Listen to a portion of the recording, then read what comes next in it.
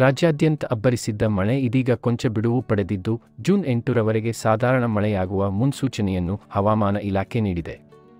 ಕಳೆದ 2 ದಿನಗಳಲ್ಲಿ ಬೆಂಗಳೂರು ಸೇರಿದಂತೆ ವಿವಿಧ ಕಡೆ ಮಳೆ ಕಡಿಮೆಯಾಗಿದೆ.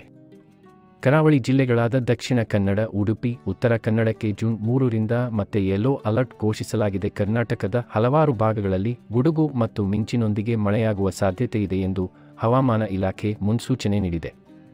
ಕರಾವಳಿ ಕರ್ನಾಟಕದಾದ್ಯಂತ ನೈಋತ್ಯ ಮಾನ್ಸೂನ್ ಸಾಮಾನ್ಯವಾಗಿದ್ದರೂ ಒಳನಾಡಿನಲ್ಲಿ ದುರ್ಬಲವಾಗಿರುತ್ತದೆ.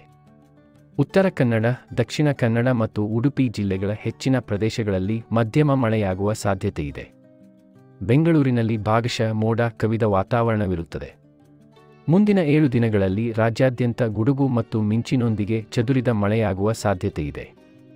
ಕರಾವಳಿ ಮತ್ತು ಮಲೆನಾಡು ಜಿಲ್ಲೆಗಳಲ್ಲಿ ಮಧ್ಯಮದಿಂದ ಭಾರೀ ಮಳೆಯಾಗಬಹುದು, ಆದರೆ ಒಳನಾಡಿನ ಜಿಲ್ಲೆಗಳಲ್ಲಿ ಮಧ್ಯಮ ಮಳೆಯಾಗುವ ಸಾಧ್ಯತೆಯಿದೆ.